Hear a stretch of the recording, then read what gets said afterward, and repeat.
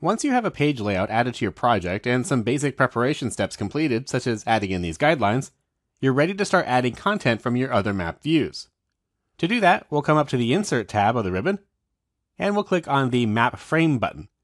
That'll show us a listing of all the different map frames that are in our document. We have one called San Francisco, one called San Francisco Imagery, and one called San Francisco Imagery 3D.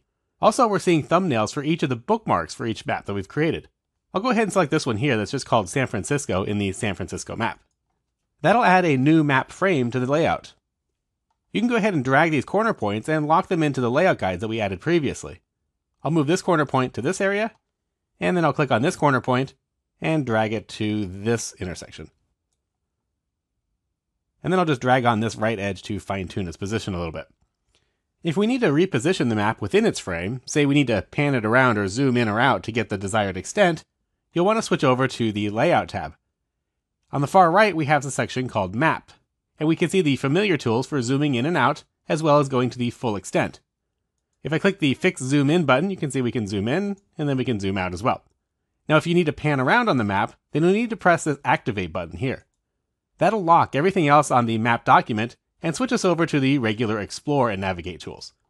With the Explore tool active, I can now click on the map and drag it around into the exact position that I want. I'm going to zoom out just a little bit here. And then we'll click and drag the map so that San Francisco is centered in the frame.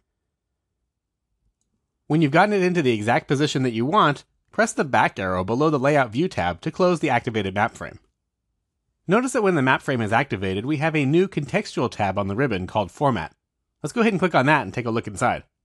The Format tab will apply to lots of different elements in our map layout, not just data frames. So most of these options are actually grayed out. Background and text symbol just don't apply.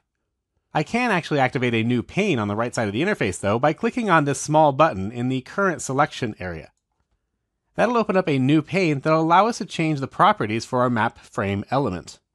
Here in the very beginning we have a section called Options, where we can change the name of the frame that appears over here in the Drawing Order section of the Contents pane. We can also toggle its visibility or its locked status.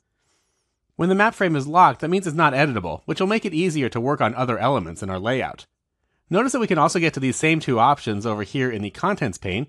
You can toggle this checkbox to toggle visibility, and click on the lock to toggle it locked or unlocked. On the next section of the properties, called the Map Display Options, we can set the map's center point, scale, and rotation. And on the Placement section, we can set the width, height, and position of the frame on the page. Notice that these options are also available in the Size and Position section of the Format tab. So I think this 2D map is actually in a good position right now, so I'll switch back over here to the beginning and click on the Locked status to lock that frame. Then I want to add in an additional map frame. So come back to the Insert tab, we'll go to the Map Frame button, and I'll come down into the 3D options and choose the one called Overview. That'll add in a frame for our 3D map, and we can drag its corner points to lock it into position on the screen. I'll go ahead and put this one into this intersection of our guidelines.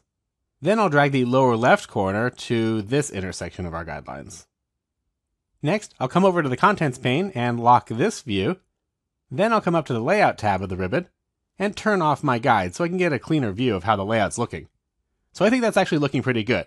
Now we need to take care of that blank space at the top of the page and give these frames some additional context.